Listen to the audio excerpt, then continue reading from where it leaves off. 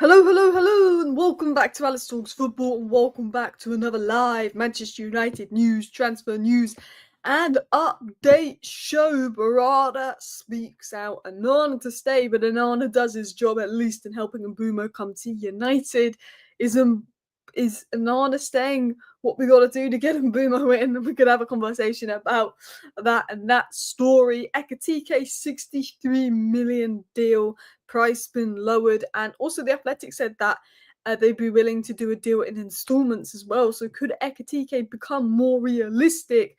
We've got links to Fofana of Lyon, although nothing advanced. Chelsea are favourites to sign him, and the latest on Antony exit, Sancho exit, all of that stuff. But guys, humongous, massive, insane, title-changing news. I mean, this is the news that could bring Manchester United title number one. This is massive. This is incredible. This is title winning stuff. New deal agreed for Tom Heaton. Absolutely incredible. I think we're going to win the league next season. Just the most biggest, groundbreaking news we're going to get all window that Tom Heaton is staying at Manchester United for another season. Things you'd love to see. Anyway, I am being a bit sarcastic there. I am being a bit jokey there. But yeah, we got Fabrizio Romano exclusive. You know, we should have done the here we go. We should have done the here we go. Manchester United agree. New deal for third goalkeeper Tom Heaton staying at the club June 2026. Here we go. We should have done that. Decision shared with Amrin, approved by coaching staff. And to be honest, you could argue he's the best goalkeeper at Manchester United. I mean, honestly, it is up for debate who's the best keeper, because I know people do not like Onana. I know people give Onana a lot of stick, but I don't think B&D is better than Onana. I'm sorry, I've watched enough of B&D to say I'd still rather play Onana. So, you know, Tom Heaton, there's debate for it. I mean, didn't have the best postseason tour. But, you know, clearly, this is the guy that's going to win us the title next year. Clearly. Now, we are going to talk about Onana. We're going to talk about Onana's future, all of that. Obviously, the reports coming out on Onana's future. We will talk about that. It looks more likely that Onana is going to stay. That doesn't mean Onana is staying. It just looks more likely. Not because Man United want him to stay, not because Onana's, you know, making himself stay, because there's just not really anybody in the market that wants Onana and wants to pay the fee and wages it will take to bring in Onana. And, you know, are we shocked?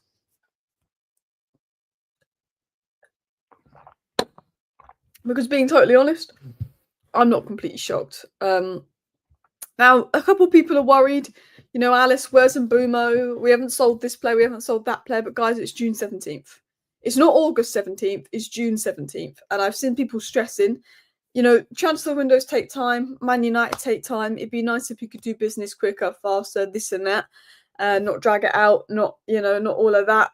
You know, but it's just the transfer window. Just because we haven't signed so-and-so by June 17th or so-and-so by June 17th doesn't mean they're not going anywhere.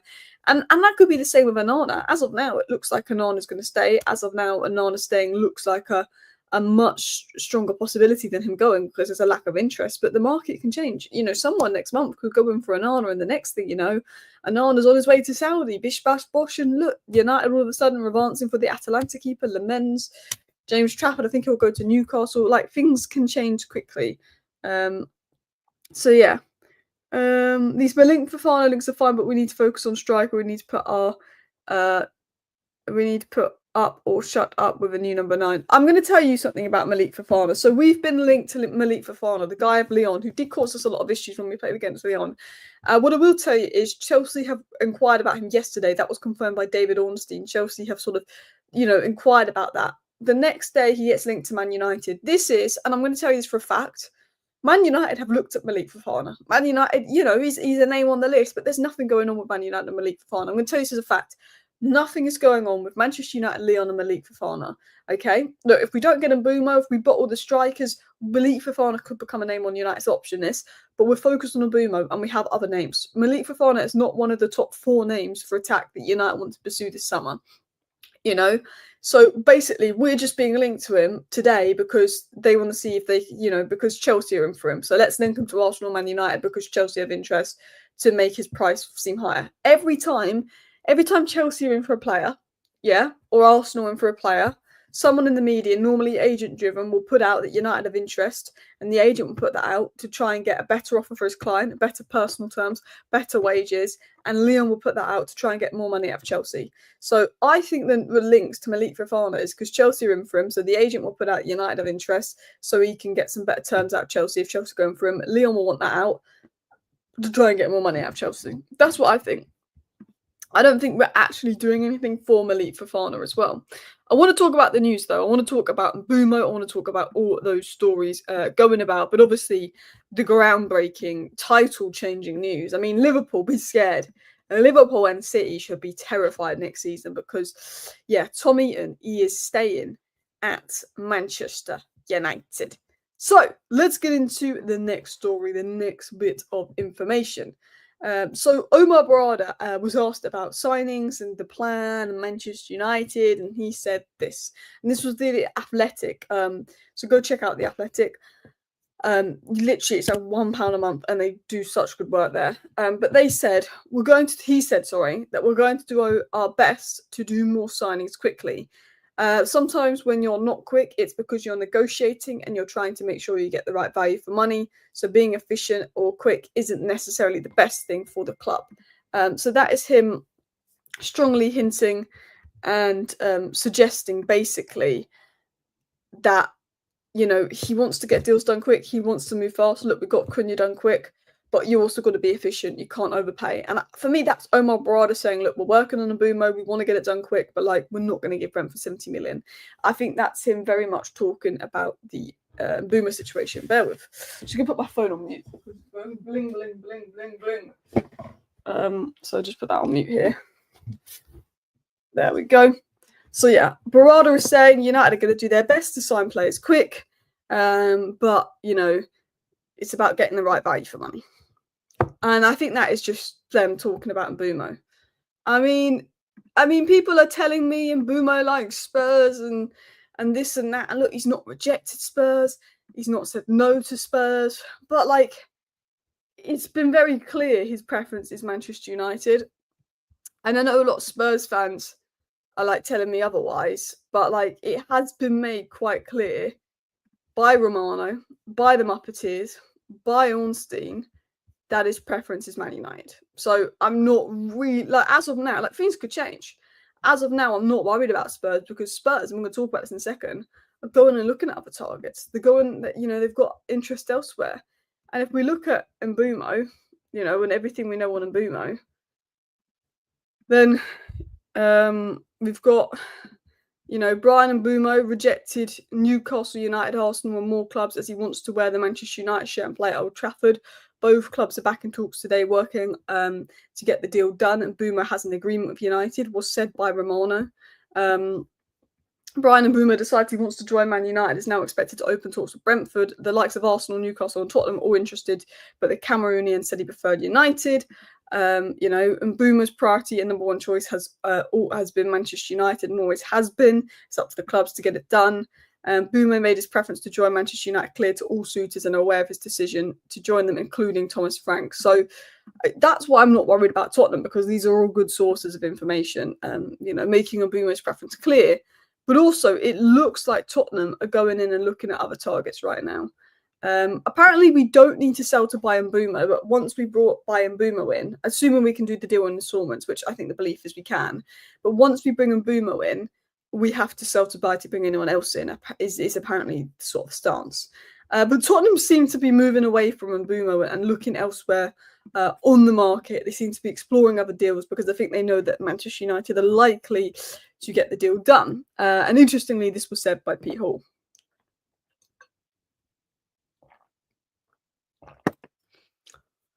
Tottenham signing Tel on a permanent basis is understood to have been accelerated after Spurs learns that Mbeumo, who the club inquired about this week, still sees Manchester United as his preferred destination. So Tottenham have accelerated on the Tel deal, who obviously plays the other side to Mbeumo, and I still think that Tottenham will want to sign an experienced winger because Tel is very young and for the future, and I think Tottenham needs someone ready-made because they've got Tel, they've got Young, they've got Odegaard, they've got more.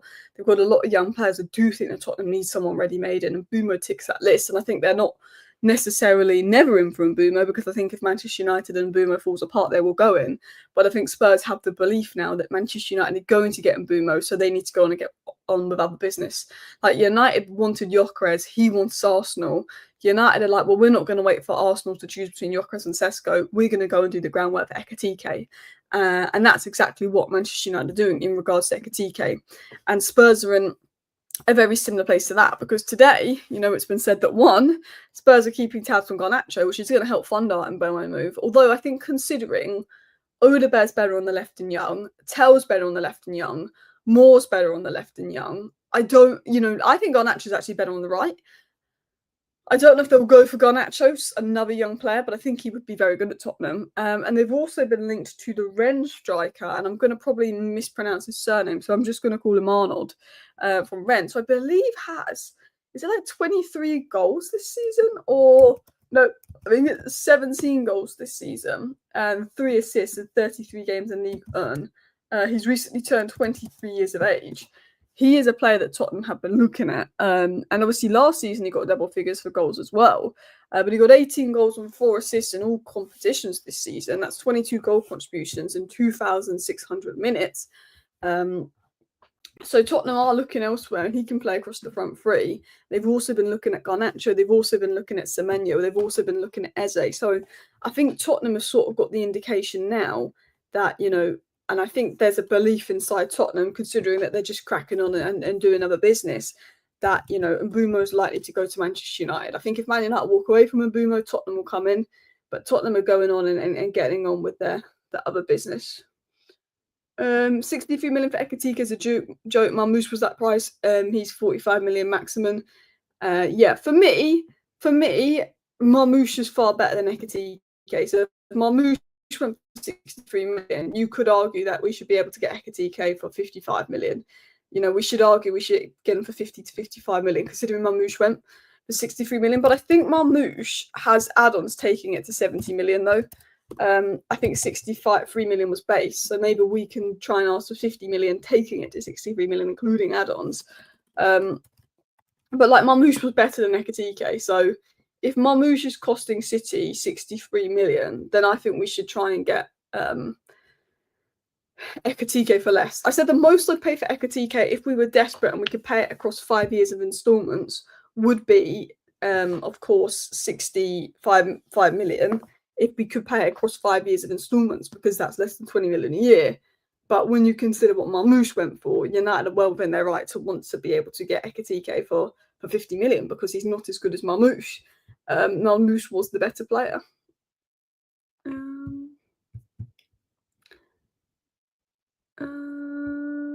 Sancho to Napoli. Sancho to Napoli's one to watch. I mean, Napoli are interested. There could be some movement. Are they interested because they want Jack Grealish's price to go down? Are they actually interested?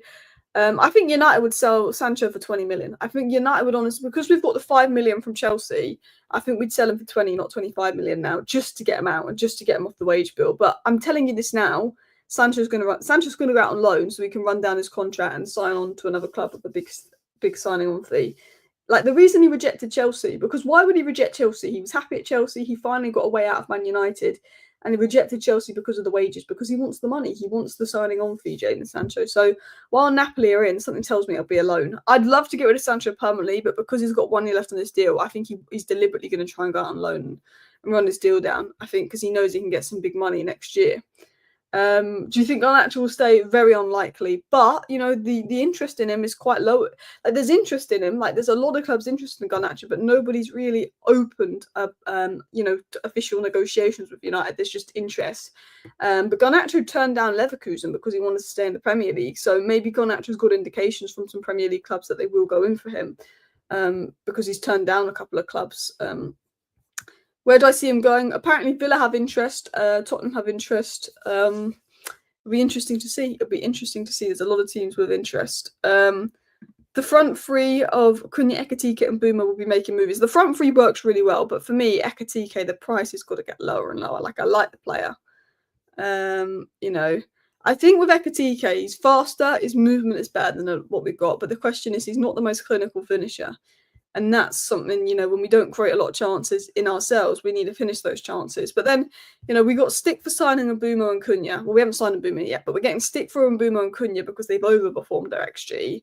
And now people are saying don't sign Ekitike because he's underperformed his XG. So you can never win. You can never win. But I do think Ekitike, Cunha and Mbeumo would be a good front three. I do. So let's continue on into some more news and some more stories, by the way, guys. So The Athletic said this. The Athletic said that Manchester United expect Onana to stay this summer as first choice goalkeeper. However, United could still sign a backup to provide competition in goal. So obviously we had Lutkers coming out yesterday saying, Onana could stay. Obviously United have briefed that, Onana could stay. And we know that while United have told Onana to look and go and find a new club, it will be difficult for him to do that. It will be difficult to find suitors. So the possibility of Onana staying is much higher, especially because it's going to help bring Mbeumo to the club. And maybe that's the sacrifice that United make, despite sort of wanting him to go. Now, Onana, the way he's been talking about his future, has confirmed it's not certain. Onana's basically been told to find a club. If he finds a club that gives him the offer that he wants and Man United wants to go to that club, and that's what Onana will do. But Onana can't find that club. We can't find a club that's going to pay what we want for Onana and pay Onana what he wants. The only club possible of doing that is Saudi. Saudi haven't made a move for Onana. It's like Casemiro last summer. We thought Casemiro was going to go last summer, but no one was willing to give us the 25 million we wanted for Casemiro, and no one was willing to give Casemiro 300k a week, not even Saudi. So the position we were in with Casemiro last summer when we wanted him gone is the position we're in now with Onana and Saudi. It's like that Saudi aren't going for him. So now that Saudi aren't going for Onana, the possibility of Onana staying at United is increasingly likely. And United want a new goalkeeper. They want improvements. And because Bendir is atrocious, I don't mean saying he's atrocious, but I just think, he's not providing any competition to Onana, in my opinion. I think a good second keeper could take Onana's spot quite easily. When you look at Kelleher at Liverpool for a second goalkeeper, you look at, other teams' second goalkeepers, and they're a lot better than the likes of Bendir. So I think, with the way that, Bendir is quite poor, you sell Bendir for 4 or 5 million, you can spend, 8-9 million on a better second keeper that could put Onana on the bench. I think that's the possibility because Saudi going in for Onana looks less likely. It's like Casemiro last summer, which means Onana's set to stay. But I think United want to bring in some good competition. We brought in a Garce, 50 million, it was a bit pricey, as good competition for Casemiro this season. I think United want to bring in a second goalkeeper that they believe is strong competition. And look, you can get some good goalkeepers on the market for cheap. We could have got signed Suzuki for 5 million originally. You could have got Summer for 6 million, who was fantastic for Inter. There's some good goalkeepers on the market if you look right and you find the right guy for some low prices. I wouldn't rule out Lemens of Royal Antwerp either, who would want to be a first choice keeper, but I think he'd welcome the competition of fighting for a spot for Onana. He's one for the future. I wouldn't be shocked if they go, but I think United will look at cheap goalkeepers that are really going to challenge Onana next season because Onana is more likely to stay. No, I don't expect Garnacho to stay. Sancho, I think, will go out on loan.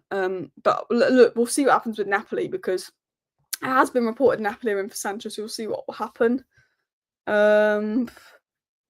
Players can't be loaned in last year. Sancho cannot be loaned. Can you not loan out players in the last year of your contract? Can football clubs loan out players? I saw they can in the last year of their contracts. Or would he have to do? I think you can loan them out. Yes, football clubs can loan out players in the very last year of their contract, but it could be subject to conditions. Yeah. So we can loan out Sancho. And I think, look, I hope we get permanent for Sancho, but because he wants the most money he's going to get, it's likely he could go out on loan and run down his contract. Or if he really wants the money, he can go to Saudi. You do have interest. Do you like Ekitike? Yes, I like Ekitike. I don't like the price. Onana's open to joining the Saudi League, and Man United want that to happen, but the Saudi League haven't made any moves for Onana as of yet. That's the problem with Onana. Onana has apparently played a part in convincing Mbeumo to join. So he's done something this summer, which is good. We loaned out Van der Beek to Frankfurt, so that clearly isn't true. I was thinking that as well. Didn't we get? I swear, did Van der Beek have 2 years left on his deal though when we loaned him to Frankfurt? Because I feel like we sold him for like a donut to Girona. Well, I say like a donut. It was like I think we sold him for like 200k which is like a week of his wages to Girona, which in football world is like a donut. It's like saying, you know what, you give us a donut and we'll give you Donny van der Beek. Yeah, I am quite confident on Mbeumo. And look, Man United, they let us down, they bottle it. But I think the fact that Spurs are looking elsewhere and Mbeumo still made it clear he wants United. United are willing to pay 60 million for Mbeumo, which is a fair price. Brentford are trying it on because they want 70 million. I think Brentford will eventually lower. I think they'll eventually lower demands. Alice, is Isak going to Liverpool? I hope not. I think Liverpool going for Ekitike. To be honest, I think Ekitike is more likely to go to Liverpool. Why is it people? Why I've seen someone else mention this on Twitter.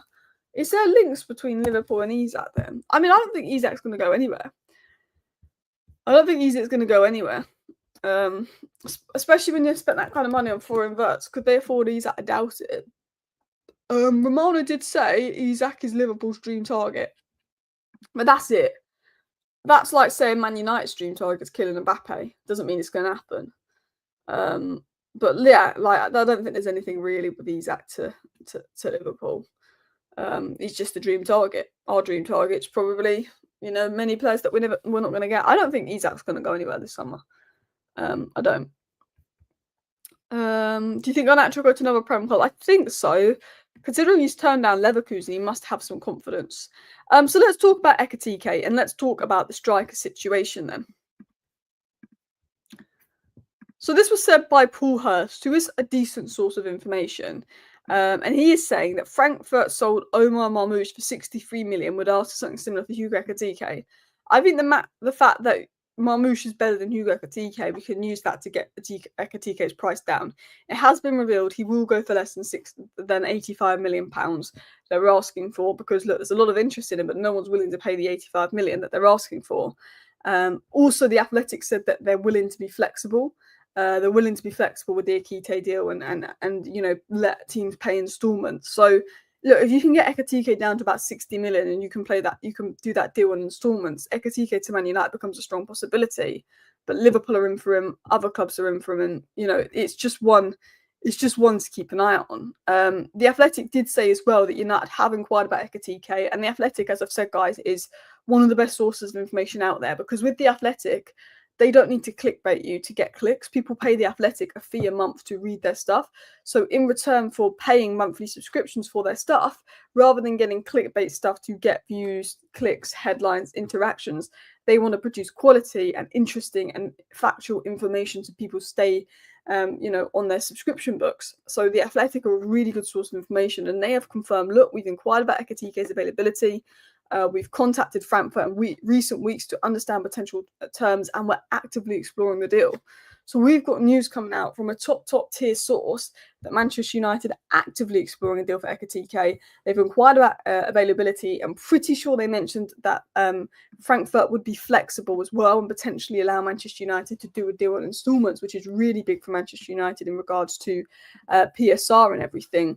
And then we've had Paul Hurst, who's also quite a reliable source of information, basically say, yeah, Man United could see him at around 63 million pounds, a similar price to Marmoush. So it's interesting. Look, I like Ekitike. I think he'd work really well on a front three with Cunha and Mbeumo, but it massively depends on the price. It massively depends on the price with Ekitike. And look, he's not the most clinical player in the world, but I do like him. I'm just scrolling through the chat. People are saying Ekitike is like Xerxes. They're very different. Ekitike is a lot quicker than Xerxes, a lot more lanky, a lot more mobile. I think he's a bit different to Xerxes in that sense. But also, I think we're going to see Xerxes have a very good year next year. I really thought second half of the season we saw something in Xerxes. I know he's underperformed his XG and stuff, but Cunha and Mbeumo's overperformed their XG, so it balances out, doesn't it? And that means Cunha and Mbeumo are clinical. So even if Ekitike is not the most clinical, the other players are. I do think Xerxes is going to work really well with Cunha and Mbeumo. I'm not going to lie, I think it's going to work well. So going actually to Spurs, fund Mbeumo. I mean, look, we can fund Mbeumo without sale, but after Mbeumo, we need sales to fund other moves. What do I think of the Club World Cup? Yeah, it was a bit shy. I watched a bit of the Chelsea game, and Like, I don't think it was a bad game, but the atmosphere is dead. Delap looked really good. That was annoying. Delap looked really good. Neto looked really good for Chelsea. I was going to make a video on the Chelsea Club World Cup game, but I was knackered. I thought, nah, can't be bothered. I think I'm going to wait until the knockouts to make videos on the Club World Cup. But yeah, it's not great. I'm not going to lie. It's not great. You know, I think it's nice for teams like Boca Juniors and stuff taking it seriously. I like a bit of that. We can see like ballers play. We can see you know, we can see Franco Mastantuna for River Plate later. Estevao was playing the other day. I like elements of that. But yeah, it is a bit of a joke. I also think, and this isn't me like being like, oh, Man United aren't in it, but you've got the event in America, okay? And look, you want a mix of teams, but you can only have 2 teams from England, 2 teams from Spain, cool, whatever. But let's be honest. Let me ask ChatGPT this: what worldwide soccer clubs have the most fans in the USA? Not MLS teams. I'm just trying to think. I'm going to ask ChatGPT this because all the biggest teams like that are followed massively in America.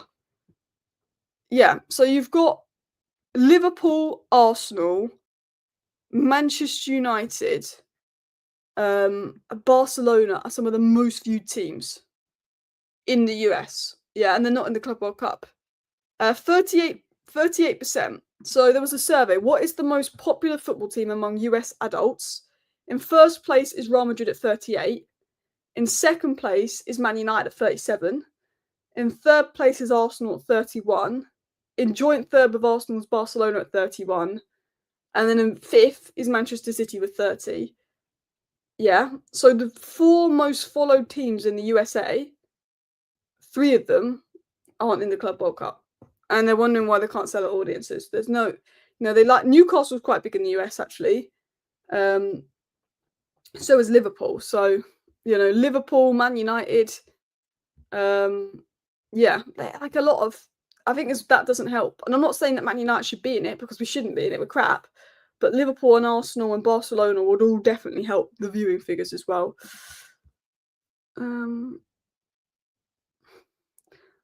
They got one of the Mexican teams was in there. The Liga MX side was in there for sure. But in terms of like what worldwide sort of viewage, why don't we buy Emi Martinez for 20 million and tell Onana he's our second choice?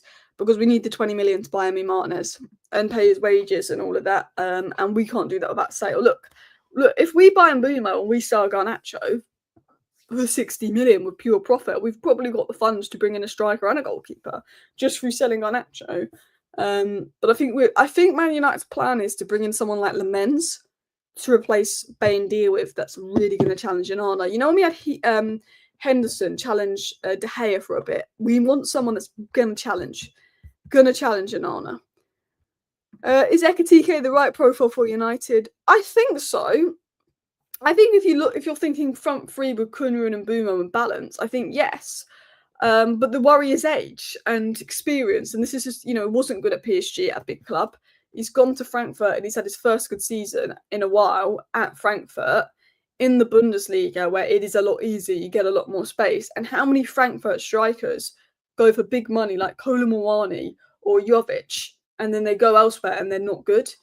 You know, that's the fear. For me, it's too much of a risk. I like the player, but when you look at the risk, when you look at Frankfurt strikers, how in the market they've not done well when they've left Frankfurt and they've gone for big fees, and you look at Højlund, and for me, I would rather United go for proven, ready-made, ready now, boom, Victor Osimhen. Victor Osimhen is the perfect striker for me, but just apparently not realistic with his wage demands. Apparently he also wants Champions League football, is now coming out. But then 1 minute his dream club's Man United and he's desperate for a Man United move. The next minute, Victor Osimhen wants Champions League football. So, I mean, you don't even know what to believe when it comes to the media these days, really.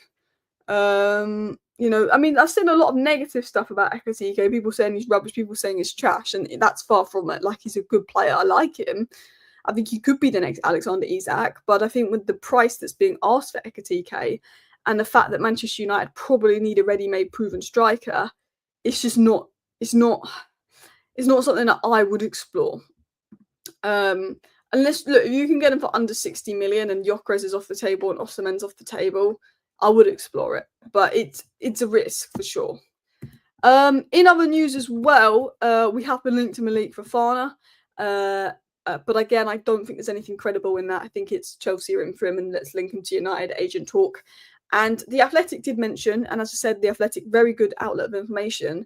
The Athletic did mention that Real Betis want to sign Antony permanently after a positive loan spell, but there's no formal offers yet and a deal may take time to finalise.